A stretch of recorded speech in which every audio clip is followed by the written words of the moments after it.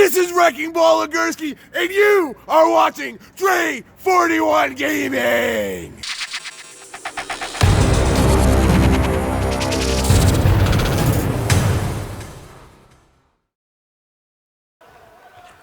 What's up, y'all? It's your boy Drake41, aka Mr. 4K, aka Drake41, and the one thing I wanted to speak to you guys a little bit about in this video is in regards to where are the factions in wrestling?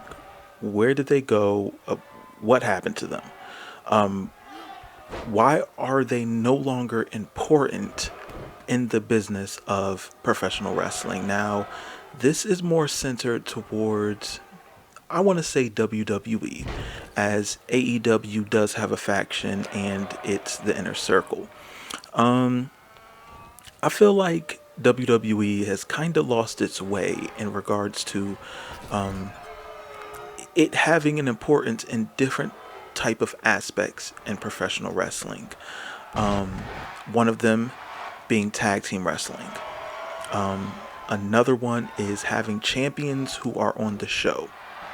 And the third one, of which many things I feel like they lost their way on, is factions. And that's what this video is about. Now, we could remember back in the day when there were some really great factions in professional wrestling. Like back when I was younger, when I was a kid and really started getting into the craziness of professional wrestling or sports entertainment, whatever way you want to say it. This is more along the lines of, D-Generation X, NWO, the other faction, I want to say, like the Legion of Doom, sort of. Wasn't really a faction. The Four Horsemen, Raven's Flock, the Dangerous Alliance. Well, so many different factions. You know what I'm saying? In professional wrestling, the hell, you can even say the Blue World Order. So many different factions that were in professional wrestling. Hell, Team Canada, if anybody can remember that. Filthy Animals. So many different factions in professional wrestling. Hell, if you remember the Revolution, that was trash. The Millionaires Club, that was terrible. That was towards the end of WCW, and I would definitely suggest just don't worry about that. Don't worry about that.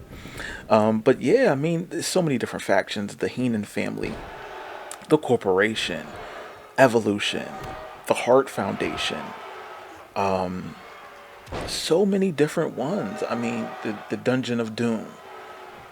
So many different factions that were in wrestling, and now it just seems like there's little to no importance of the faction. I feel like it will definitely help grow more stars in one felt swoop, as opposed to trying to put them in a singles capacity where that's more difficult, or maybe in a tag team, and then eventually you have this idea, oh, the tag team's going to break up, and that kind of hurts the tag team division. So let's get into why they don't, or if they did, or what it can do to help a superstar. So first and foremost, why? I just think Vince McMahon doesn't see value in it. Now, there's an argument for that. And he probably feels like, well, it's going to be one guy who probably gets more over than the rest of the group. And if that's the case, cool. Then you have one guy out of a group, and you can still utilize that group until you grow that star that you're looking for. I mean, look at and I can't say Shield was a faction. I honestly, I can argue the case that a 3-man group isn't a faction. It's a trio. Like, a 3-man group cannot be a faction. I just can't. I can't wrap my mind around that idea of a 3-man faction. I feel like he just doesn't see value in it. But AEW is doing it, and they're growing stars. I mean, well, Jack Swagger was already a star. Chris Jericho was a star. is proud and powerful. They're growing, and it definitely helps them being with them. Sammy G also growing with them, and that definitely helps him as well. I don't know if MJF is technically with them. I guess he's probably like, cool with them, I guess, because they have a mutual enemy. But let's get back to WWE not using factions. I feel like they have the ability to do that and really get their talent over more, but they have to win. There's no point. I feel like if there was a faction in WWE at this current time, they would have them lose. Now, you're probably saying, well, down in NXT, they have Undisputed Era. I'm not talking about NXT. NXT to me is an offshoot of WWE.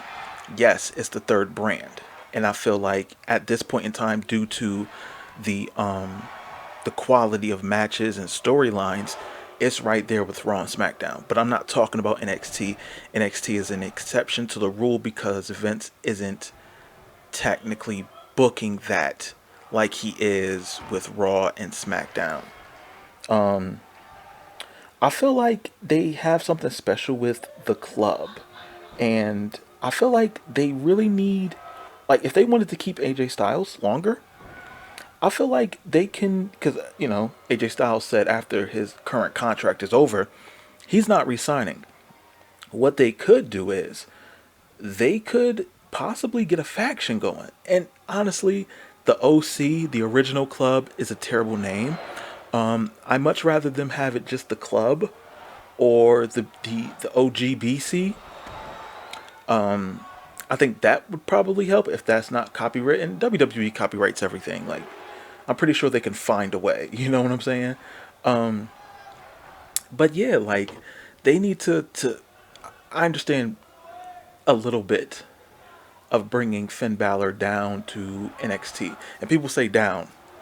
I'm not gonna say that anymore. Let's say bring him over to NXT because that's what they did. They could have put them all together, man. I don't know why they didn't pull the trigger on that one. It just doesn't make sense to me. It's a little bit ridiculous in my mind why they just didn't really invest that time into really making WWE's version of the Bullet Club a thing. I mean, they made Carl Anderson and Doc Gallows, or Luke Gallows. I say Doc. I don't know why. Best in the world. And where's the titles at? You know what I'm saying? Like they jobbed them out, but they're supposed to be like this big faction, and it's like WWE will see this great faction, and I'm not gonna even say steal talent. I mean, the talent wants the money, they want the big stages. A lot of them want to go to WWE, so we're not gonna make that argument. You bring them in, and then you minimize the impact of their characters. When Carl Anderson left New Japan, he was a top star.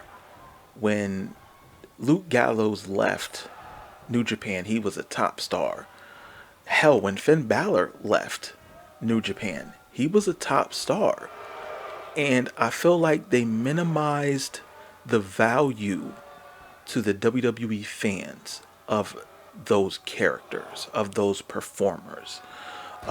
Probably more so, honestly, Carl Anderson and I'm calling Doc Gallows, whatever. Mainly because they were like a vicious team in New Japan, and now they just seem like lackeys. In New Japan, they weren't lackeys. And maybe this is more of an argument of why they didn't pull the trigger on WWE's version of the Bullet Club. Maybe it's that. But let's also say, for instance, a new faction, right? Maybe they can do something with Paul Heyman. I mean, the most guys that Paul Heyman, quote unquote, managed in WWE at one time was CM Punk and Brock Lesnar. Why don't they do something more with him as Brock Lesnar isn't there on a regular basis? I mean, Paul Heyman's there on a regular basis now, so why not just bring him in and put some guys with him? You know, he managed Curtis Axel, Michael McGillicuddy, whatever his name is. They just need to do the Henning thing. Like, oh, that's so terrible. But regardless, let's stick to the factions. I really feel like they can pull the trigger on the Bullet Club. I think that can work. And even if it's not Finn Balor, keep him down at NXT. That's cool. Let's try maybe bringing in a new member, maybe an up and comer, somebody who can join them. Like maybe what's his name? You know what? And people are gonna hate me for it. They're gonna kill me for this. They are. I don't know. What's his name? He's always on Raw now. The Spanish kid. I forget his name. I'm gonna look right now. I'm trying to find him. He's usually in the main event somehow. I don't even know how he got there. You know what I'm saying? Where is he at? I'm trying to find his name. People don't kill me for this, for looking. I have to. I really do. Oh my goodness, he's in the new game. Nah, matter of fact, dead that. Nah, don't put him in. I want to say maybe let's like Akira Tozawa. He could be part of Bullet Club, WWE's Bullet Club. Yeah, because you need a cruiserweight. You need a cruiserweight, and I think he would do good. Like give him the blonde hair and black and white. They gotta start wearing black and white again. The whole color scheme, the red, black, and the yellows, and no, black and white, and not so detailed skulls. Make the skulls more simplistic to kind of match with New Japan's Bullet Club. Honestly, that's how I feel. And then it doesn't make sense for the faction not to have a champion. Give AJ Styles one more run. Shoot, how they gonna do that now? They got two monsters with the championship now. It's kind of difficult to say, you know, somebody beats Brock Lesnar or somebody beats Bray Wyatt at this time. Hell, I see Bray Wyatt losing the title before Brock Lesnar, to be honest. I mean, beating Brock Lesnar, the group that has defeated Brock Lesnar is so coveted. I don't know if they're gonna add anybody else to it unless John Cena comes back.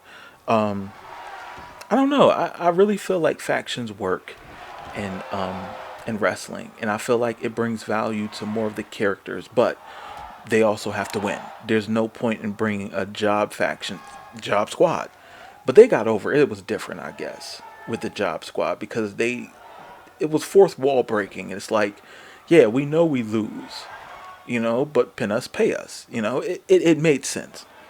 But guys, what do you think? Do you think there should be factions in WWE? Who do you see as a great group that they should put together? You know, in the comment section below, put a list of some wrestlers that should be in a group and what the name should be. And I'll definitely respond to those. But yeah, other than that, guys, like, subscribe, comment. Catch you guys on the next video. Later.